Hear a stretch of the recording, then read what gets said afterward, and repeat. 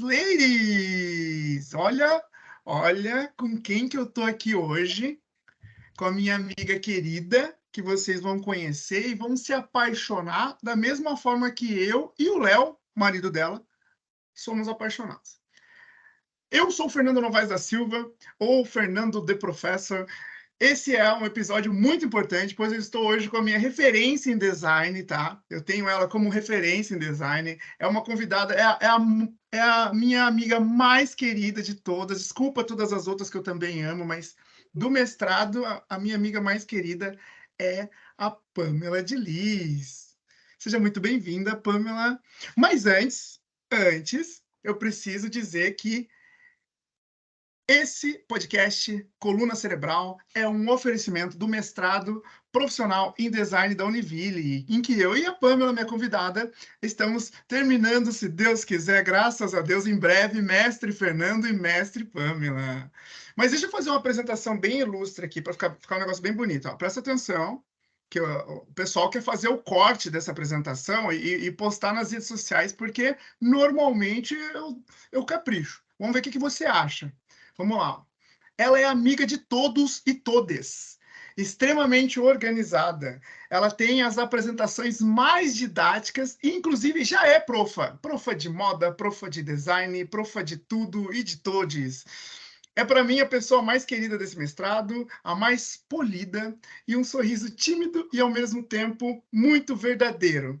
Minha amiga, meiga demais, esposa do Léo, mãe de pet, toda fitness, Pamela de Lis! Ê! Ai, meu Deus, com essa apresentação eu não preciso mais falar nada, então. Mas não é maravilhosa? Não é você? Eu falei alguma mentira aqui? Ai, meu Deus, assim eu fico acanhada. Fernando, muito Imagina. obrigada pelo convite, fiquei muito feliz. Né? E acho que vamos falar muito. Vamos sim, com certeza. Pã, esse podcast ele é sobre inovação, carreira e design. Então, eu já começo a nossa conversa aqui, o nosso bate-papo, para inspirar as pessoas que estão assistindo. Quem é a Pamela, sem dizer o que ela faz? Vamos lá. Nossa Senhora, difícil, viu? A Pamela, eu acho que eu posso dizer que é uma garotinha do interior, assim. Eu vim de Lages e eu acho que meio que minha vida começou assim quando eu me tornei adulta e realmente comecei a fazer o que eu gosto, assim. Não posso ainda falar o que eu faço, né? Não. Mas enfim, eu sempre fui uma pessoa muito dedicada e perfeccionista em tudo que eu faço. Até tenho uma grande autocrítica em relação a isso. E sempre gostei muito de falar sobre as coisas, muito de e não só falar, assim, de ter reflexões sobre as coisas, de conversar com as pessoas, assim. Eu acredito muito nessa questão da troca, na questão da troca e na questão do meu papel enquanto profissional, e aí ainda sem falar quem eu sou profissionalmente, de poder mediar, de compartilhar, de não ser aquela pessoa que é detentora de um conhecimento, mas ser aquela pessoa que consegue abrir espaço para que todo mundo participe, assim. Acho que eu me vejo dessa maneira, assim, em todos os âmbitos da vida, assim. Vocês perceberam que já é uma aula isso? Você entendeu que a apresentação dela já é uma aula? Isso, ela ainda não falou o que ela faz, mas é lógico, estou fazendo mestrado em design, né? A Pamela é uma grande designer, né? Mas fala aí, como é que você veio, como é que você caiu na área do design? Como que aconteceu isso na sua vida? Como é que foi esse processo decisório? Porque eu sou professor, como você sabe, você também, mas muitos da nossa audiência são alunos também, e eles não sabem ao certo o que querem fazer e tal. Então é legal, mesmo que quem já está formado, né, saber as possibilidades, inclusive a possibilidade do mestrado em design, que ele é tão abrangente e tal. Então, você contando a sua história vai acabar, talvez pavimentando caminhos aí para os alunos seguirem também. Vamos lá. Como é que você veio para a carreira do design? Olha, é bem engraçado, assim, porque eu acho que as coisas aconteceram muito naturalmente. Quando eu era criança, a minha avó na verdade, ainda costureira, e acho que meio que para me criar, a minha avó e minha mãe, elas começaram a trabalhar com uma confecção, assim. E eu meio que vivi a minha infância inteira como elas trabalhavam muito nessa confecção, assim, não tinha muito essa relação em horários de trabalho, elas trabalhavam muito, dia, noite, enfim.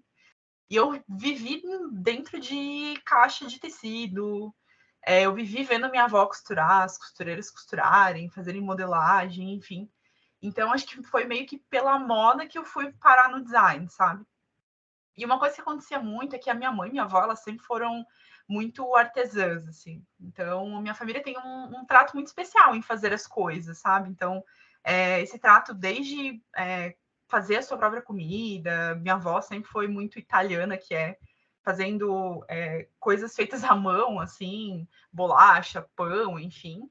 E nas profissões delas também. Então, sempre houve esse trato, assim, de fazer as coisas. E aí eu fui me relacionando com isso. Então, quando eu tinha ali uns 6, 7 anos, eu já pegava na agulha, já costurava. E eram coisas que elas não queriam me ensinar, mas eu via e eu aprendia. Eu cortava nos tecidos de sobra na loja, a cava de blusas, enfim, eu dava um monte de trabalho para as costureiras, porque eu queria que elas costurassem aquelas peças que eu estava fazendo para as minhas Barbies na época. Então, eu adorava esse universo, assim, esse universo de desenhar, inclusive. Eu tenho muitas amigas de ensino médio que ainda guardam desenhos que eu fazia quando era criança, assim, porque eu fazia desenho, eu fazia para dar para as pessoas. Eu sempre tive essa coisa do fazer para os outros, né? Enfim, E e que acho tipo que de desenho? Era só molde de roupa ou desenho aleatório? desenhos de todos os tipos, mas eram principalmente croquis. E eu sempre gostei muito das artes, assim, acho que a disciplina de artes era uma das minhas favoritas na escola. Eu sempre gostei muito disso, assim. E aí eu pensava em me relacionar com arquitetura ou moda. Tinha um trato com a engenharia, porque eu gostava muito de física, química, essas disciplinas, por incrível que pareça. Mas enfim, aí chegou ali na minha época dos meus 16 anos, eu tinha uma tia que morava aqui em Joinville. Ela morava até 5 anos atrás, na verdade. E ela trabalhava no hospital aqui e tal. E eu vinha, vira e mexe, assim, sei lá, de tempos em tempos para cá, tanto para passear quanto para visitá-la e tudo mais. E quando eu vinha para Joinville, eu sempre via Joinville como uma cidade muito grande, assim. Nossa, para mim, Joinville era a cidade grande do estado, sabe? Então, era uma cidade grande, uma cidade que pulsava essa questão da mobilidade, da energia. Era uma cidade diferente de Lages, assim. E eu gostava muito disso aqui. E aí eu sempre falava para minha mãe, eu falava, ai mãe, o que eu queria mesmo, eu não sei o que eu quero muito fazer, assim. Mas eu queria muito ir para Joinville. E aí aconteceu ali, enfim, vestibular e tudo mais. E eu fiz algumas opções no vestibular, enfim, para conseguir bolsa, porque a família não tinha condições. Aí eu acabei passando na UDESC, engenharia ambiental, mas ainda não era muito o que eu queria. Passei aqui na Univille em arquitetura, daí já estava mais próximo do que eu queria, mas a mensalidade era muito alta, eu tinha esses receios, enfim. Até que surgiu a oportunidade do ProUni, e eu me classifiquei super bem e consegui a bolsa. Só que é engraçado, porque eu não tinha nem 18 anos ainda. Então, assim, todos os procedimentos do ProUni, a minha mãe teve que vir para Joinville para assinar toda a papelada, enfim, para fazer minha matrícula, porque eu não podia fazer, porque eu não tinha 18 anos ainda. E aí eu entrei na faculdade, vim para cá dia 28 de fevereiro, se eu não me engano. Dia 22 ou 28. Acho que dia 22 de 28 começou as aulas. Isso em 2015. E aí eu vim para cá e me apaixonei por esse universo, assim. Quando eu vim, a minha primeira opção foi fazer a linha de formação em moda, apesar de que o design é bem generalista ali pelo menos na formação que eu fiz na Univille e o meu bacharelado é geral, mas as disciplinas específicas que eu acabei cursando foram relacionadas à moda, e eu gostava muito disso, assim. Só que também não entendia muito as coisas, porque eu entrei no design porque eu gostava de desenhar. Então, assim, eu É. gostava de desenhar, eu gostava de criar coisas, mas eu não tinha uma noção de funções, de práticas, de nada disso. Não tinha noção nenhuma. É a ilusão do calouro, né? Aquele começo de tudo que você ainda não sabe direito para onde que é, Uhum. qual que os caminhos, né? Tá. E é engraçado, porque a minha primeira aula no design foi computação gráfica. E assim, eu pensei que ia, sei lá, cair numa sala de modelagem, de costura, mas eu caí em computação gráfica. E é engraçado, porque eu sempre fui a pessoa super dedicada da turma, inclusive no ensino médio, enfim, toda a minha vida. E foi a primeira disciplina em que eu tirei 6,5, assim. Então, nossa, foi uma coisa, assim, que me abalou muito. E é engraçado que é o que eu faço hoje, né? Mas parênteses. E aí eu fui cursando design, eu comecei a trabalhar com moda. Mas eu não me identifiquei muito com o processo moda e com a indústria moda, assim. Eu não me identificava muito. E as coisas que eu mais gostava dentro da moda eram as coisas que envolviam projeto gráfico. E aí, enfim, no meio dessa coisa toda, eu fazia estágio, eu era bolsista do ProUni, e eu comecei também a fazer um projeto de pesquisa, participar de um projeto de pesquisa da professora Marina. Ela estava elaborando a tese dela do doutorado, e ela falava de métodos em design. E foi ali que eu entendi que, cara, tinha muita coisa para crescer dentro dessa área, principalmente de métodos, assim. E, enfim, foi indo à faculdade, acabei saindo desse estágio de moda, depois fiz vários estágios em design gráfico, enfim, até que eu fui parar na indústria.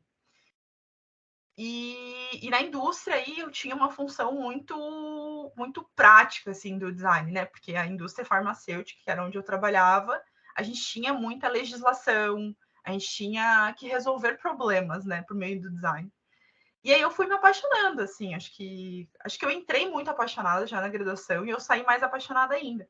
E acho que talvez seja por isso também que quando eu vim para Joinville, a minha intenção era terminar a graduação, voltar para casa da minha mãe, né, abrir um negócio, fazer algo em Lages. Mas no final acabei ficando aqui, terminei a faculdade trabalhando numa indústria presencial aqui.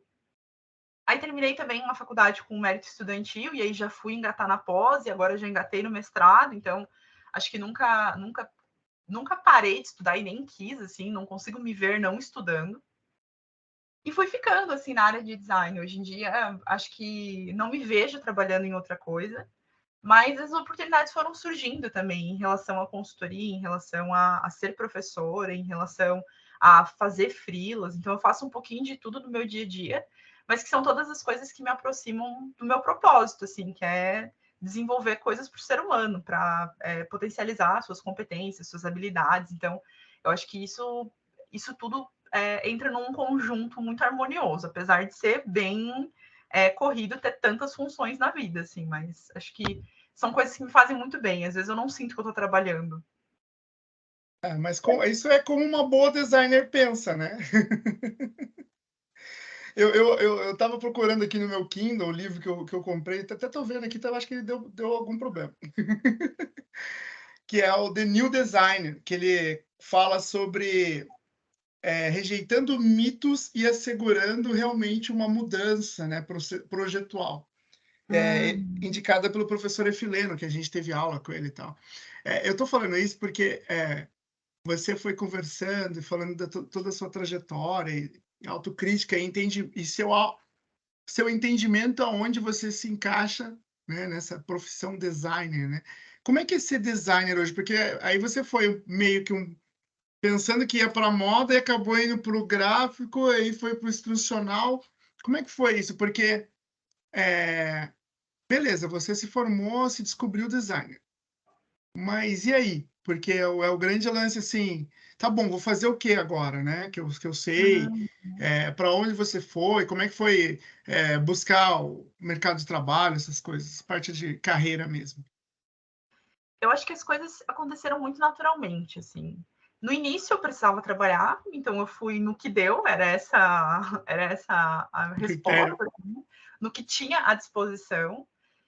Mas eu também nunca parei, assim, ao longo dos meus estágios, da minha primeira experiência ali, eu nunca parei de também observar o que estava acontecendo no mercado, sabe? Talvez até por estar dentro da academia por bastante tempo, seja ali na graduação, na pós, no mestrado, nunca parei de estudar. Eu sempre tive muitos contatos, assim, de designers, e fiquei acompanhando, assim, como é que é a carreira X, como é que é a carreira Y e tal. Então foi um movimento muito natural, eu meio que não escolhi, vou trabalhar com comunicação. Surgiu essa experiência, entrei nessa experiência, trabalhei em agência, fui para a comunicação institucional da Univille, aí veio essa experiência em indústria, em que eu trabalhei um tempo com embalagem, um tempo com comunicação dentro da indústria, então foi um movimento muito natural, e aí foi em 2021 que, na verdade, eu sempre movimentei muito, eu sempre quis participar de muita coisa, né? E sempre movimentei muito meu LinkedIn, sempre fui uma pessoa muito movimentada nesse sentido. E aí, em 2021, veio uma pessoa, uma recrutadora do DOT, no meu perfil. Ela falou: olha, pelas tuas competências que tu demonstra aqui no teu LinkedIn, você poderia fazer parte da nossa equipe. Veja se te interessa essa vaga, assim, assim, assado. E eu tinha muito receio, assim, porque eu já estava há quase 3 anos em uma empresa. Eu nunca fui a pessoa que queria ficar pulando muito de galho em galho. Eu ainda tinha essa... Como talvez eu não tivesse tão segura em estar numa cidade diferente, em ser recém-formada, eu não queria ficar muito pulando. Eu queria, sei lá, ir me descobrindo e aprendendo, porque eu tinha muito a aprender. Ainda mais que algumas disciplinas que eu fiz foram muito relacionadas à moda, então eu precisava na prática também, e estudando muito para aprender também questões do design gráfico, já que, né, ficaram algumas lacunas, né? E ainda hoje eu vejo que tem lacunas, eu não paro de estudar por conta disso. E aí, quando ela veio no meu perfil e tal, a minha melhor experiência de trabalho foi quando eu trabalhei na comunicação institucional da Univille. Porque eu vi a propósito naquilo, assim. Eu vi a propósito que a educação ela pode transformar os ambientes, né? E aí eu me lembrava muito, porque quando eu era criança, eu também acompanhava tanto a mãe quando ela fazia faculdade, porque ela fez faculdade depois que eu nasci. E eu adorava ir para a aula dela, eu desenhava para os professores, enfim, eu adorava. Ia Sua lá mãe fez faculdade de arquitetura? ela fazia administração. Depois ela fez pedagogia, agora ela fez educação especial, mas, enfim, na época era administração, e eu adorava ir na aula dela. Depois ela deu aula também para jovens aprendizes no CIEE, então eu acompanhava, eu também adorava ir na aula com ela. Então eu gostava muito desse negócio, sabe, da educação, do aprender. Eu sempre fui muito puxa-saco de professores, sempre gostei de ficar na universidade o dia inteiro, se eu pudesse. Sei lá, para ficar lendo, para ficar trocando, para ficar conversando, por qualquer coisa.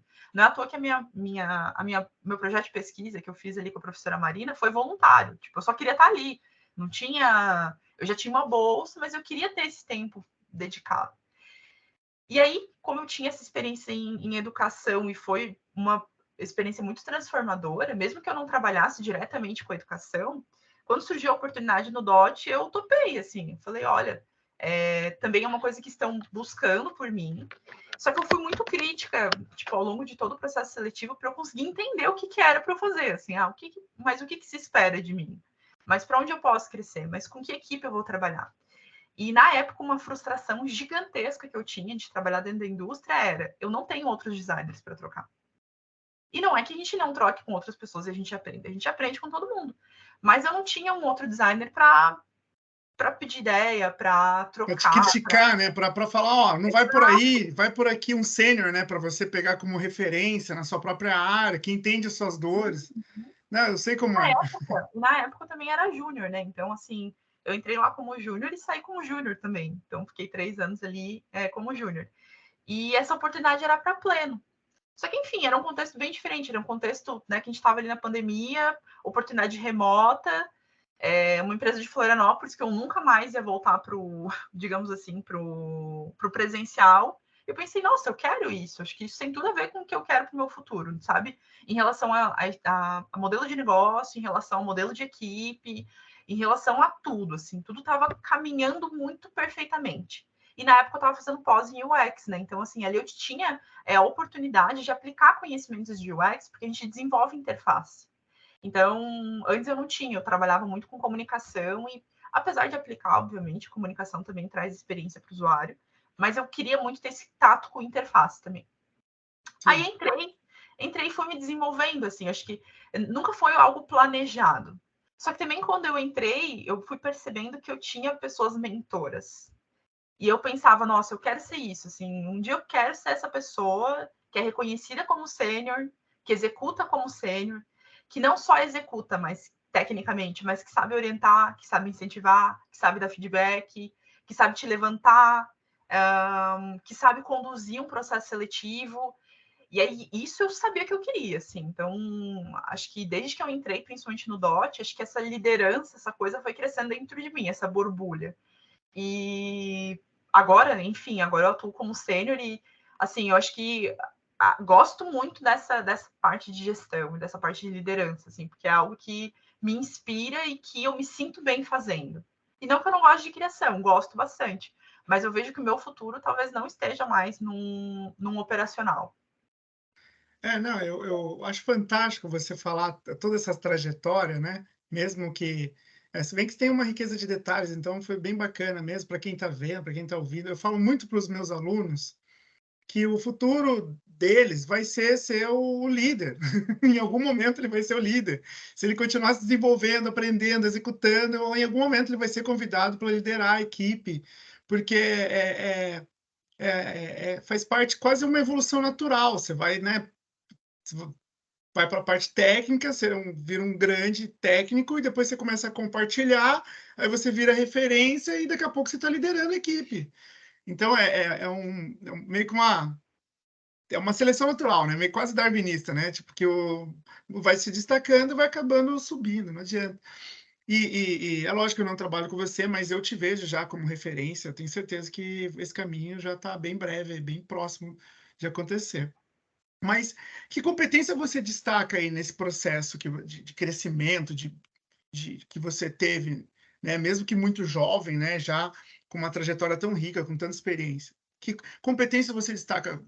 Coloca umas 3, 4 assim para a galera buscar, falar, meu, o que eu tenho que fazer para ser a PAN? Olha, eu me vejo como uma pessoa, assim, de muita escutativa. Então, assim, eu sempre fui, apesar de eu gostar muito de falar, eu sempre falo quando eu tenho uma certa propriedade, senão eu gosto de ouvir muito. Então, eu sempre fui pessoa de escutar muito, seja professor, seja, enfim, qualquer coisa.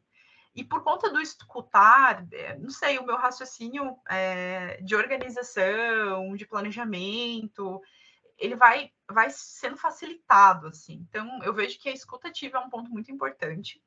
Um outro ponto também é a questão da empatia, porque, enfim, nessas minhas andanças profissionais, eu fui percebendo que cada empresa pulsa de uma maneira diferente, né? E as equipes também pulsam de maneiras diferentes. Eu trabalhei em equipe que tinham mais pessoas ali da publicidade e tal, eu era a única designer. Hoje em dia eu trabalho com uma equipe que tem muitos designers, mas que cada um tem, digamos assim, os seus pontos fortes e os seus pontos de melhoria, assim, sabe? Então, o que eu percebo com a empatia é que, às vezes, a gente consegue também entender que a pessoa, esse equilíbrio que está dentro da pessoa. E aí a gente consegue, eu sei que eu posso contar com tal pessoa quando precisar de tal coisa, e com outra pessoa quando precisar de outra coisa. Então, acho que essa empatia de se colocar no lugar do outro e também de entender de entender que todo mundo pode contribuir para você e como essas pessoas podem contribuir, eu acho que tem muito a ver com empatia. Um outro ponto que eu sempre faço, e aí eu não sei se existe um nome para essa habilidade, talvez exista como curiosidade, é que eu sempre fui muito a pessoa que perguntava, assim, eu sempre perguntei muito. Assim, às vezes vem demandas em que a gente só precisa fazer, mas eu não consigo ser essa pessoa que pega uma demanda e faz. Eu me sinto muito manipuladora de software, eu me sinto muito, sei lá, uma máquina se eu faço isso. Então, eu sempre fiquei muito perguntando as coisas. Mas por quê? Mas o que você quer fazer com isso? Mas tá, eu não concordo contigo, mas como é que a gente chega num senso comum? Então, acho que essas perguntas, e ficar fazendo perguntas, não ser essa pessoa que simplesmente aceita as coisas, não sei, me trouxeram até aqui, sabe? Porque eu nunca gostei de ser passiva nas coisas. Nunca gostei de ser passiva em nada. Sempre gostei de ser ativa. Então, cada oportunidade que surgiu, eu agarrava e me dedicava. Essa questão da dedicação, ela é boa até certo ponto. Então, acho que é uma competência que eu tenho. Eu sou uma pessoa muito dedicada porque eu faço e proativa, mas às vezes eu sou demais. Então, eu sei que essa habilidade talvez não seja a principal, porque eu preciso dosar um pouco, assim, ainda, sabe? Ainda tô descobrindo como dosar essa habilidade. Mas acho que basicamente é escutativa, empatia e curiosidade, assim. Acho que principalmente no design. Porque a empatia também tem a ver ali com sensibilidade, você tá sensível ao outro.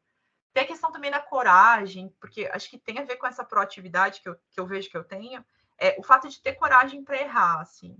Sei lá, eu pergunto besteira às vezes, eu me coloco em situações em que eu sei que eu vou ser julgada. É a primeira vez que surgiu a oportunidade na empresa de falar para a empresa toda que a gente tem alguns eventos, enfim, em que as pessoas pegam um assunto em que elas gostam, em que elas se desenvolvem e tal, e elas têm essa oportunidade de compartilhar com as pessoas, que a gente chama de dot knows. E tem assuntos que são mais técnicos, assuntos que são mais do dia a dia, né? Tem o soft, o hard, o random. E eu entrei na empresa, sei lá, deu 4 meses, surgiu essa oportunidade e eu logo coloquei a cara a tapa. Assim, eu falei, não, vou falar sobre criatividade nesse negócio. Porque eu gostava já de pesquisar sobre criatividade. E aí todo mundo vinha me falar assim, nossa, mas meu Deus, você acabou de entrar na empresa, você já está se candidatando, você já tá se colocando, acho isso tão legal. E eu falei, meu Deus, era só o que eu queria na minha vida. Ter a oportunidade de poder falar e de mais ainda, de poder trocar. Na minha entrevista até me perguntaram, você trabalha tão sozinha, né? O que você vai achar de trabalhar com uma equipe tão grande, de pessoas que são tão técnicas quanto você? Eu falei, nossa, é meu sonho. É meu sonho ter alguém que julga meu trabalho e fala, tá ruim, sabe? Tá ruim, você tem que melhorar. Claro que crítica dói, né? Mas pelo menos está te construindo alguma coisa. Sim, né? Desde que fale por quê, né, Pan? Não tá ruim porque tá ruim. Tá ruim porque essa estrutura não é assim, que podia ser assado, né? Para você poder ter uma outra perspectiva, né? Mas Essa... às vezes também entra a escutativa, a sensibilidade, a empatia, porque às vezes a pessoa que está avaliando, a pessoa que está te dando esse feedback, ela não tem muito claro o que ela precisa. Mas isso você tem que entender, você tem que ficar perguntando, e é isso que eu sempre fiz. Fico perguntando, tá, mas por quê? Mas será que de tal maneira seria melhor? Será que de outra maneira seria melhor? Então, acho que não ficar no passivo, assim, porque daí a pessoa não entende, às vezes, o que ela precisa e o que ela gostaria. Você não entende também, e a gente não chega numa solução adequada para ninguém. Até porque, quando eu trabalho na empresa, o meu cliente não é o usuário final que vai usufruir de uma solução educacional. Né? Então, não é aquele aluno. O meu cliente são as instituições, e aí o aluno, ele é cliente dessas instituições. E como é que eu chego nele, sabe? Que tipo de visão eu tenho que ter para conseguir desenvolver uma solução educacional que seja plausível para aquela realidade? Não, fantástico, fantástico. E você já... e o mais legal, porque o fato de ser profa, né? Você está na ponta, você consegue ter muito mais empatia com o cliente, porque quem vai atuar lá para usar aquele material que você desenvolve, né? É um professor, um instrutor, né? Alguém que vai dar esse treinamento, essa formação. E então você consegue se colocar tanto no lugar de aluna quanto no lugar de professora também. Então, eu acho que a sua área ali te dá até mais autoridade quando você abre para falar ou argumentar, porque você tem cases e vivências reais para contribuir, né? Acho que isso é fantástico. E hoje, qual que é o seu maior desafio, Pan? O meu maior desafio, deixa eu pensar assim, o meu maior desafio, e é um desafio bom, é lidar com pessoas. Acho que é o meu maior desafio, assim. Porque eu sou uma pessoa muito organizada, eu sou uma pessoa de cronogramas, eu sou uma pessoa, né, voltada a isso. E eu sei que às vezes é comum que, enfim, existam percalços no caminho, que às vezes tem a ver com pessoas, assim, então, um atraso, né, algo relacionado a um cliente que eu não tenho controle, então, algum tipo de ajuste, algum tipo de mudança no processo. E aí, assim, quando muda o processo, às vezes me toca o coração, assim. É, principalmente quando tem algum problema, não problema, mas algum desafio relacional, assim, na equipe. Isso me toca o coração. Porque eu tenho muita expectativa de que as coisas deem certo, assim, eu sou muito Sim. positiva nesse sentido.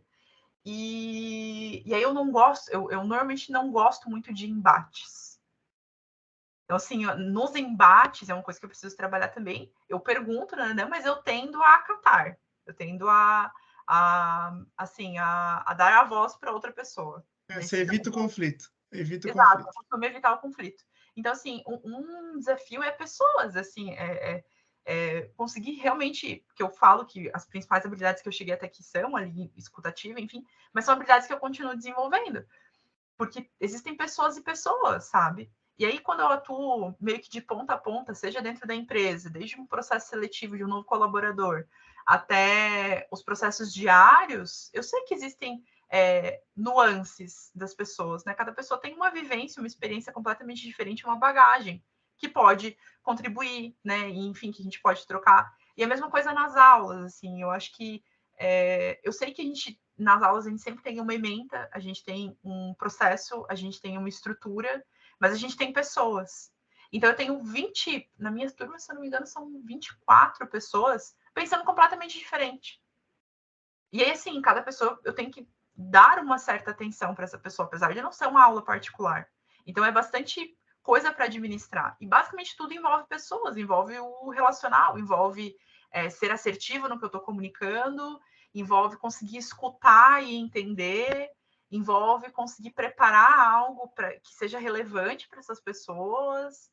E tem a questão Então, atencional hoje, né? Que das distrações, né? Conseguir manter essa pessoa com atenção naquilo que você está compartilhando ainda como professor, né? exato. E eu simplesmente não consigo pegar, por conta da minha dedicação e da minha autocrítica, eu não consigo simplesmente pegar um conteúdo, elaborar esse conteúdo e não ter feedback ou assim, não saber o que as pessoas estão pensando sobre, assim. Eu quero realmente aprender com isso.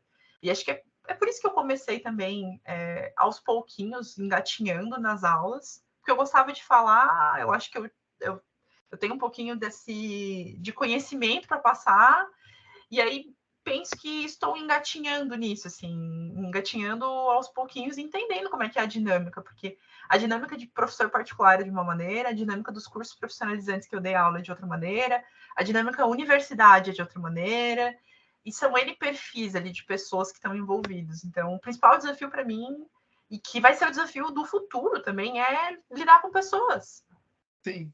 Que é o que a maioria dos profissionais está correndo, né? Eles não querem lidar com pessoas, eles estão preferindo lidar com máquinas. E como você vê isso? Porque, poxa, o professor, a gente faz mestrado, tal, o mestrado da Univille, né, profissional em design, é um mestrado que ele não é direcionado para formar o professor, né? Mas e sim um profissional especialista naquilo, que consegue desenvolver soluções e projetos de N naturezas, assim. Então, é absolutamente fantástico e eu sou suspeito para falar, mas ele te dá ferramentas realmente para você lidar com situações de bem diversas, assim. Mas indo especificamente para o caso do professor, que mesmo não sendo especificamente o mestrado para formar professores, é uma das nossas possibilidades. E você já está atuando, já tem essa visão em vários níveis, inclusive como você compartilhou agora. Mas como você enxerga cenários futuros para professores? Porque realmente esse cara no ensino superior, nos últimos anos, foram os profissionais que começaram a deixar de existir, né? Começou a diminuir a quantidade de professor de ensino superior. Como você vê isso? Eu vejo que o grande desafio do ser professor para o futuro é se adaptar, é saber que tudo bem, você tem uma ementa e você tem uma estrutura e você tem o que se espera de você, mas que as pessoas estão mudando, que as novas gerações estão mudando e elas têm perspectivas e comportamentos muito diferentes do que era no passado. Hoje eu não consigo me sentir, por exemplo, 100% confortável produzindo uma aula que seria para uma pessoa como eu, porque eu sei que a pessoa como eu não está na graduação agora, talvez. Então, assim, o fato é que a gente não pode produzir coisas que a gente acha que está Hum, certo. A gente precisa desse processo, assim. E eu acho que o grande desafio é conseguir fazer uma leitura da turma e que isso vai acontecer com o tempo. Então, assim, tu vai precisar modificar a tua aula, mudar um pouquinho também a tua didática, ou se adaptar a essa turma, se adaptar ao andamento dessa turma e a essas pessoas. Não tem como evitar, não existe como evitar. E você vai aprender com isso, assim, porque acho que cada pessoa é um universo, né? Então, eu vejo que tá aí o futuro. O futuro tá em também a gente conseguir, acho que trazer uma combinação, eu acredito. Que é a combinação de, olha, eu tô aqui dando aula para você, tenho um certo domínio desse conhecimento, mas você também pode agregar para mim. E ao mesmo tempo combinar com coisas do dia a dia, sabe? Que eu acho que é o que faz sentido para as aulas. Trazer exemplos sim. muito didáticos das coisas que acontecem. Ter essa experiência profissional, que eu acho que é o que faz assim completa diferença. Eu sei que é muito difícil ser profissional e ser professor, porque ser professor também é profissional e tu ter tantas profissões assim. Mas é muito difícil você falar de um assunto, principalmente um assunto técnico, se você às vezes não tem a propriedade de aplicação numa empresa ou como um profissional autônomo, enfim. Então, quando você já tem uma certa experiência, acho que a maneira que você aborda esse conteúdo é muito diferente. E às vezes você chega ao ponto que aquele aluno precisa, sabe? Então, eu tenho visto agora nas minhas aulas, tanto de computação gráfica quanto os orientandos que eu tenho de TCC, que faz muita diferença. Porque, assim, tudo bem, eu entendo do processo design. Ai, os métodos, ai, as ferramentas, ai, como desenvolver um projeto, tudo bem. Né? Todo professor tem que ter essa bagagem, acho que, dentro do design. Mas se eu tenho uma experiência prática do meu dia a dia, lá na computação gráfica, do que eu faço no meu trabalho, do que eu produzo, das coisas que eu já desenvolvi, eu dou aquele conhecimento, eu trago aquele conhecimento para os alunos de uma maneira mais aprofundada. E a mesma coisa para os meus alunos de TCC, assim. Então, eu estou com 2 TCCs de UX, por exemplo. Eu estudei numa especialização em UX por quase 3 anos e aplico isso muito no meu trabalho, assim. Então, tem muito a ver com o que eu faço. Então, eu tenho propriedade para também direcioná-los, tanto de maneira acadêmica, quanto de maneira profissional. E isso se torna muito rico, porque existe uma conexão entre as coisas. E o fato é que os alunos eles têm muita expectativa, né, dentro de uma graduação. Seja expectativa de mudar, às vezes, de profissão, como tem alguns que estão numa área de design e querem mudar para outra, quanto a expectativa de entrar no mercado de trabalho. Então, assim, óbvio, não tem como você dar o segredo para essas pessoas. Não tem como dar o segredo. Mas acho que você pode orientar de que não é um bicho de 7 cabeças, não é tão difícil. Acho que a gente não tem que... A gente tem que falar as verdades que são difíceis, né? Mas a gente não pode dar uma aula tão difícil a ponto de um aluno não poder entender. Porque acho que o que as pessoas compreendem da tua comunicação é muito mais importante do que você fala, assim. Então, não sei, acho que são algumas nuances que eu tenho percebido na minha atuação de prof e que, assim, literalmente você só aprende no teu dia a dia, porque ninguém vem te falar como você tem que dar aula. E aí é uma coisa que você aprende no dia, não simplesmente tirando da sua cabeça e vomitando, entre aspas, me perdoem a palavra, conteúdo.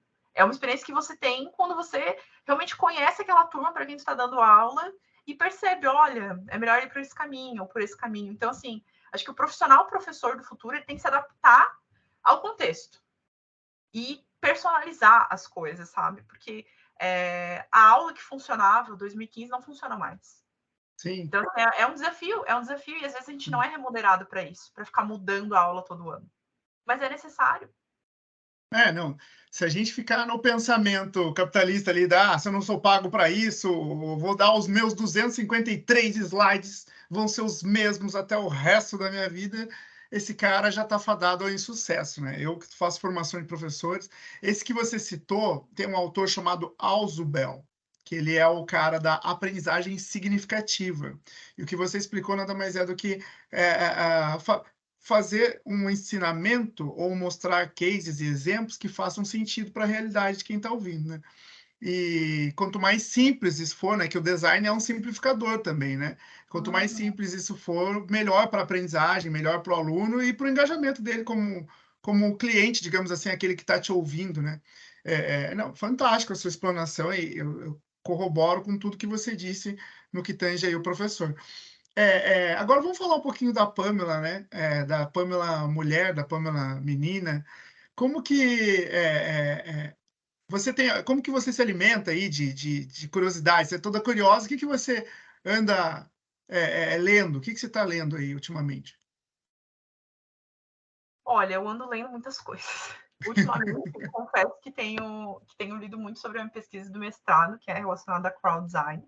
Então, tenho lido muitos artigos a respeito, assim.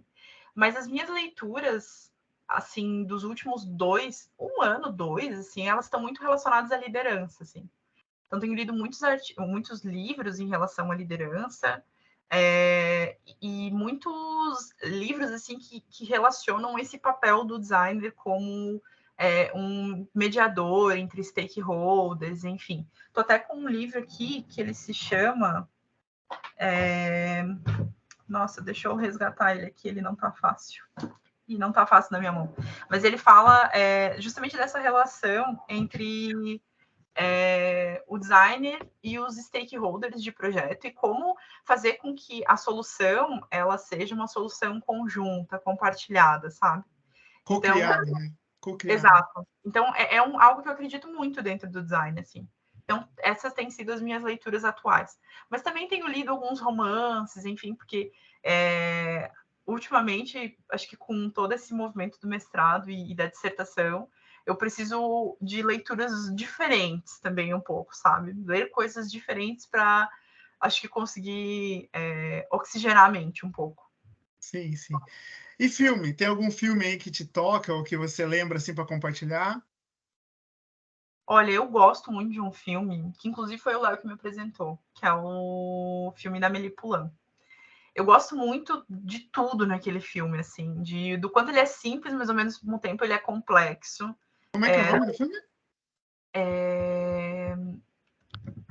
Deixa eu resgatar aqui.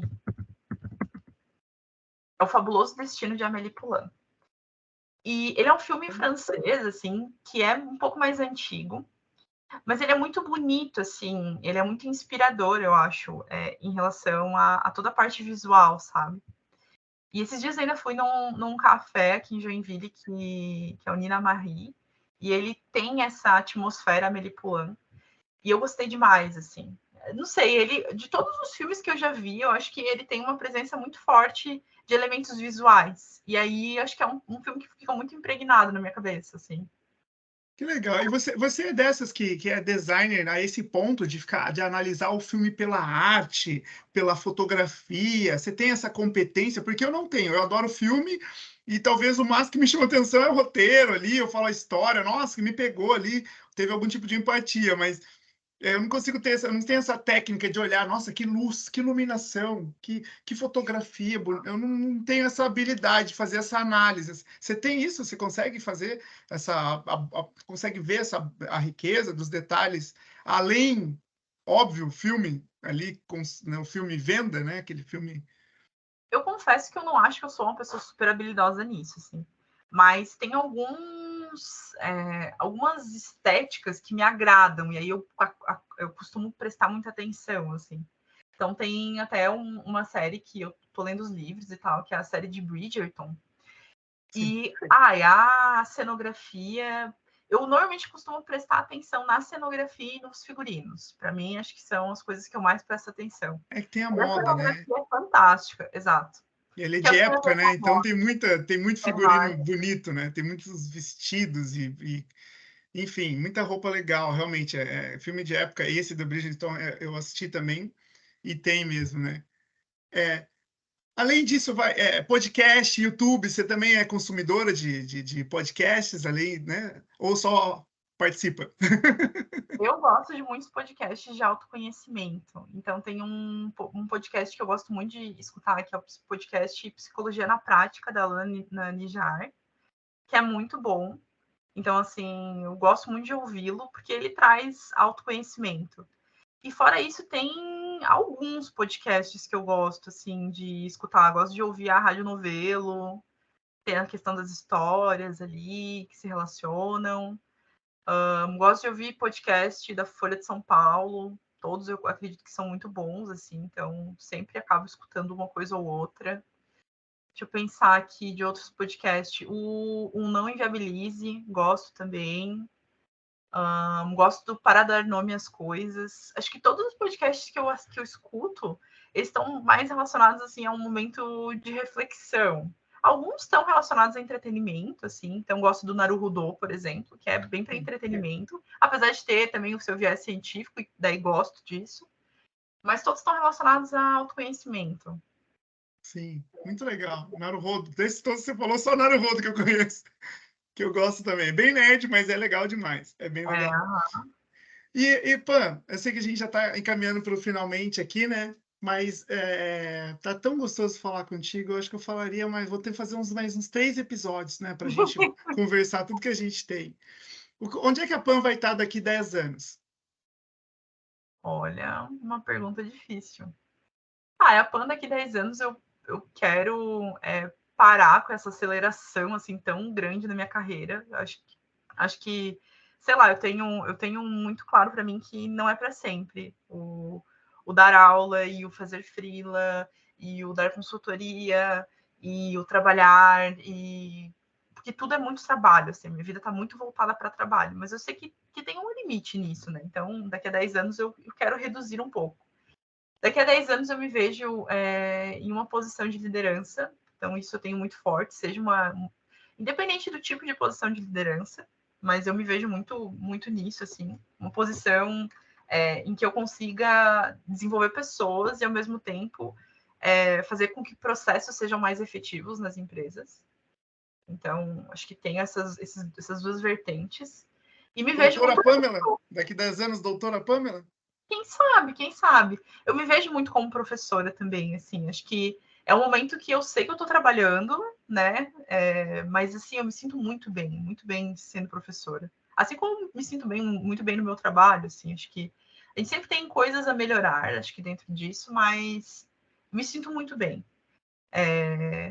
Mas, enfim, não sei o que será do futuro, assim. Essas são as duas posições em que eu me vejo profissionalmente. E, pessoalmente, eu me vejo mais perto de família, assim. Uma família um pouco maior, quem sabe. Mamãe Pamela, hein? Tá escrito já. E tendo uma proximidade, acho que um pouco maior com natureza, praia, enfim, que é algo que eu sei que os meus dias também estão contados nessa muvuca Joinville. Apesar de eu ter vindo para cá porque eu gostava do movimento, agora já fazem 8 anos e acho que agora, daqui a um certo tempo, eu vou precisar um pouco mais de sossego. Que legal. Ladies and gentlemen, Pamela de Lis. Pam, para a gente finalizar, ai, tá tão gostoso assim, eu gosto muito de te ouvir, assim, você realmente dá uma aula em cada vez que você abre a boca para falar, é muita coisa, parece que é muito bem colocado, assim, sabe? É um repertório enorme, muito gostoso de te ouvir de verdade, assim. E dito isso, né, tem um desafio do Bill Gates, que eu chamo de desafio confete, porque Bill Gates, ele tem um TED e que ele fala que professores precisam de feedback. Depois vocês buscam aí no TED aí, professores precisam de feedback. Então, eu desafio os meus convidados a completar uma frase. É um desafio complexo, mas eu acho que você vai conseguir. Vamos lá, presta bastante atenção e você vai completar. Não precisa ser com uma palavra, pode ser. É só completar do jeito que você imaginar a frase e quiser continuar complementando, fique à vontade, tá bom?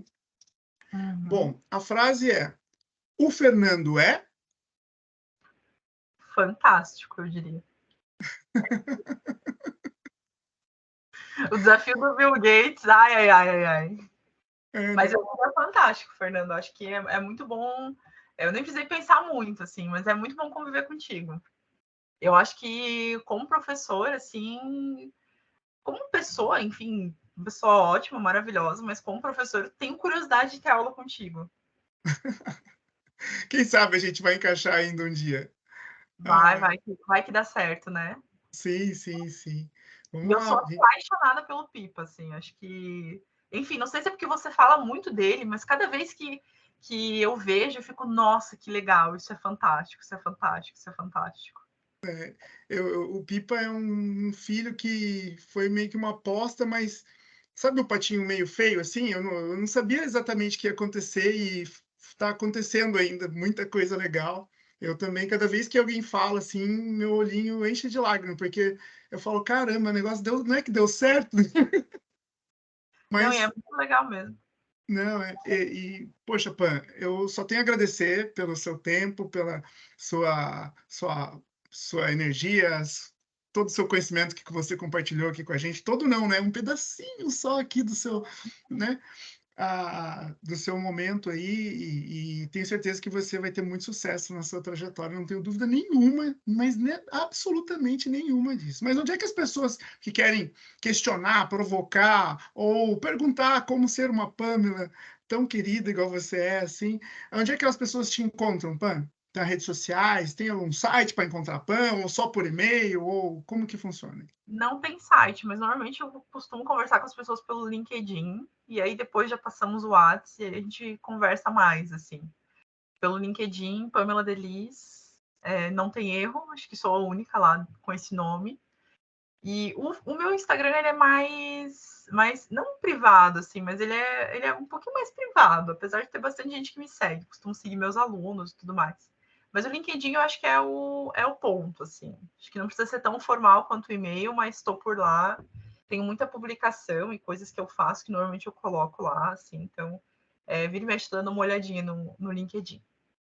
Que legal, que legal. Pamela, novamente, só tenho a agradecer a sua presença aqui. Lembrando que esse episódio é mais um episódio da Coluna Cerebral, né? E um oferecimento do mestrado profissional em design da Univille, em que eu e a Pamela fazemos e nos conhecemos lá, e foi maravilhoso. Então, é esse tipo de relação que você vai construir lá. Porque é lógico que eu brinco com os professores, né? São os PhDeuses, né? Tem professores incríveis, um mais incrível que o outro, tanto da área mais acadêmica, outros mais profissionais. De qualquer forma, tem gente de mercado, tem gente de pesquisa, então tem para todos os gostos, né? Mas eu ainda enfatizo que a rede que a gente constrói enquanto amigos ali, eu quero continuar muito perto de todos os demais mestrandos comigo, porque são amigos para a vida, assim, realmente pessoas que querem coisas, não a mesma coisa, mas coisas parecidas, né? E seguem a mesma linha de pensamento, de curiosidade, de querer, de buscar mais e de melhorar de vida, não falando de financeiro, melhorar de vida, de entendimento de mundo, compreensão de futuros. Então, é aí que todo mundo converge, né? Todo mundo caminha no mesmo trilho, então isso é muito legal e a gente leva para a vida. Pô, novamente, muito obrigado. Vou liberar você aí. Foi um prazer ter você aqui com a gente e provavelmente na próxima temporada eu vou te chamar de novo, mas para ser já para falar como é que é semestre. Olha, vem aí, vem aí. Legal? Então, pessoal, até mais. Quem quiser buscar, Pamela de Liz. Muito obrigado, Pam. Obrigada, Fernando. Tchau, tchau. Tchauzinho.